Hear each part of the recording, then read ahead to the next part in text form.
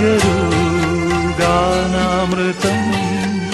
നമുക്ക് ഇന്ന് വരെ കിട്ടിയിരിക്കുന്ന എല്ലാ അനുഗ്രഹങ്ങൾക്കും, പ്രത്യേകിച്ച് പരിശുദ്ധ കന്യകാമറിയത്തിൽ നിന്ന് നമുക്ക് കിട്ടിയിരിക്കുന്ന അനുഗ്രഹത്തിന് നമുക്ക് നന്ദി പറയാം. ഈ കുർബാനയിലൂടെ നമ്മുടെ എല്ലാവരുടെയും അർഹിക്കുന്ന ആഗ്രഹങ്ങളൊക്കെ സഫലമാക്കണമേ എന്ന് പ്രാർത്ഥിക്കുകയും ചെയ്യാം. നമ്മുടെ തെറ്റുകളും കുറ്റങ്ങളുമൊക്കെ ഈശ്വനാഥൻ ക്ഷമിക്കണമേ എന്ന് പ്രാർത്ഥിച്ചുകൊണ്ട് നമുക്ക് ഈ പരിശുദ്ധ ബലി ആരംഭിക്കാം.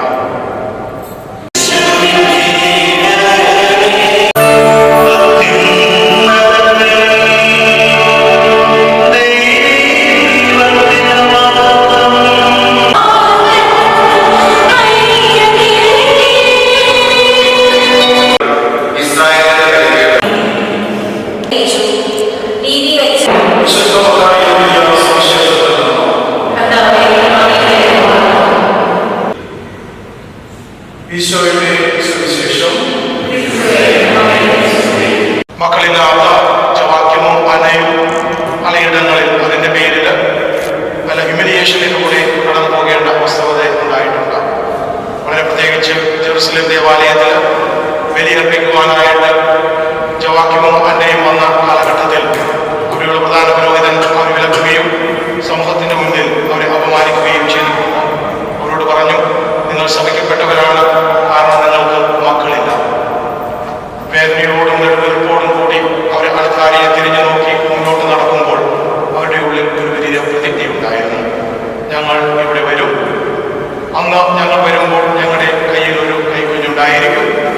അത് അവനോ അവളോ ആണെങ്കിൽ തന്നെയും ആ കുട്ടിയെ ഈ ദേവാലയത്തിൽ പ്രതിഷ്ഠിക്കും. ഈ ദേവാലയത്തിന്റെ അറ്റ്മോസ്ഫിയറിൽ അവനോ അവളോ വളർന്നു വരും. ജനിച്ചത് ഒരു പെൺകുട്ടിയാണ്.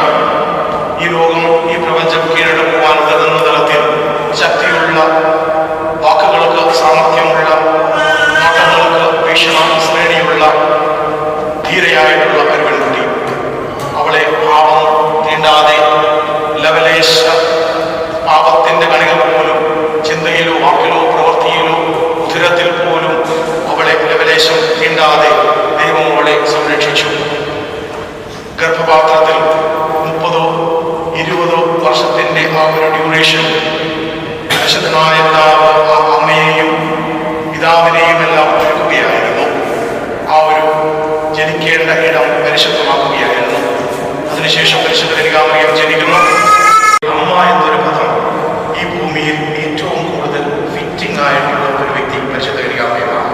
അമ്മ എന്ന് പറയുമ്പോൾ മറ്റ് കുട്ടികൾക്ക് ഫിസിക്കലി ജന്മം കൊടുക്കാതെ അമ്മയാകുവാനായിട്ട് അർഹതയുള്ള, അത് തെളിയിച്ച ഒരു വ്യക്തിയാണ് പരിശുദ്ധ കന്യകാമറിയം. ഞാൻ പലപ്പോഴും ആകെ ചെയ്തത് തനിക്ക് കിട്ടിയിരിക്കുന്ന ഉത്തരവാദിത്വം ഏറ്റവും ആത്മാർത്ഥമായിട്ട് ചെയ്തു. ആ ആത്മാർത്ഥത ലോകം മനസ്സിലാക്കിയപ്പോൾ അവളെ നോക്കി വിളിച്ചു, ഇതാ ദൈവത്തിന്റെ അമ്മ, ഇതാ ദൈവത്തിന്റെ പുത്രന്റെ അമ്മ, ഇതാ ഞങ്ങളുടെ അമ്മ, ലോകത്തിന്റെ അമ്മ, ഇതാ വേടാങ്കണിയുടെ അമ്മ, മഞ്ചുകാരയിലെ അമ്മ, ഗാഡുലുപ്പയിലെ അമ്മ, ലിസിയിലെ അമ്മ, മുതിലെ അമ്മ എന്നൊക്കെ. അത് അവൾ ചെയ്ത പുണ്യപ്രവൃത്തി കൊണ്ടാണ്. ദുഃഖിച്ചിരിക്കുമ്പോൾ അവൾ നമ്മുടെ കൂടെ നിൽക്കുന്നു. അതുകൊണ്ട് നമ്മൾ പറയുന്നു, ഇതാ നമ്മുടെ കൂടെ നിൽക്കുന്ന ദുഃഖിതയായ അമ്മയെ. എപ്പോഴും സഹായം ചെയ്യുമ്പോൾ നമ്മൾ അവൾ വിളിക്കുന്നു നിത്യസഹായ മാതാവ്. നമ്മുടെ നാടിന്റെ അമ്മയായിട്ട് വരുമ്പോൾ ഓരോ നാടിന്റെയും പേരിട്ട് അവളെ വിളിക്കുന്നുണ്ട്. അങ്ങനെ അത്ഭുത സിദ്ധികൾക്ക് അപ്പുറമായിട്ട് സ്നേഹത്തിന്റെ ഒരു പര്യായമായിട്ട് നിൽക്കുന്ന പരിശുദ്ധ കന്യകാമറിയം. ഈ പരിശുദ്ധ കന്യകാമറിയത്തെയാണ് നമ്മൾ ഇന്ന് ആഘോഷിക്കുന്നത്. ദൈവത്തിന്റെ ഡിക്ഷണറിയിൽ എപ്പോഴും നമുക്ക് ഒരു നിയോഗമുണ്ട്. അതുപോലെ തന്നെ പരിശുദ്ധ കന്യകാമറിയത്തിന്റെ ഈ ഭൂമിയിലേക്കുള്ള വരവിന്റെ നിയോഗം ദൈവത്തിന്റെ പുത്രന്റെ അമ്മയാകുവാനും അതോടൊപ്പം തന്നെ അവനിലൂടെ അവൻ കാണിച്ചു കൊടുക്കുന്ന സമൂഹത്തിന്റെ അമ്മയായിട്ട് മാറുവാനും ഒക്കെയാണ്. ഈശോയുടെ എല്ലാ കാലഘട്ടങ്ങളിലും കൂടി ഉണ്ടായിരുന്നു. ഈശോയുടെ മരണത്തോടുകൂടി എല്ലാം അവസാനിച്ചു എന്ന് മുദ്രകുത്തിയ യഹൂദ വംശജരും റോമൻ പടയാളികളുമൊക്കെ ഒരു വലിയൊരു അടയാളമായിട്ട് അമ്മയെ ഒരുക്കുകയും ചെയ്തു. മകൻ തുടങ്ങി വെച്ച പ്രവർത്തനത്തിന്റെ ഭാഗമായിട്ട്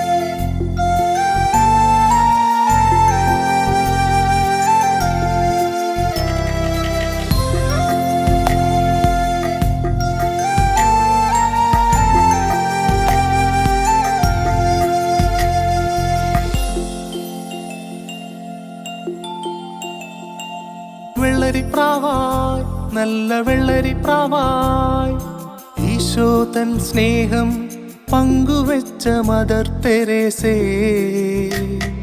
സ്വർഗത്തിൽ നിന്നും ഭൂമിയിൽ വന്നൊരു മാലാഖയാണമ്മ,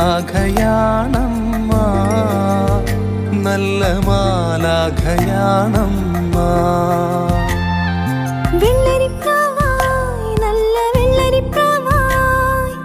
ഈശോതൻ സ്നേഹം പങ്കുവച്ച മദർ തെരേസേ,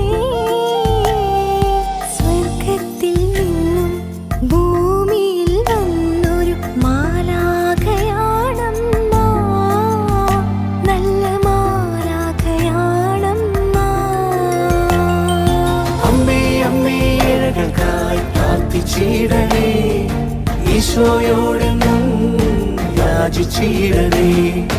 അമ്മേ അമ്മേ ഞങ്ങൾക്കായി പ്രാർത്ഥിച്ചിടണേ, ഈശോയോടെന്നും യാചിച്ചിടണേ.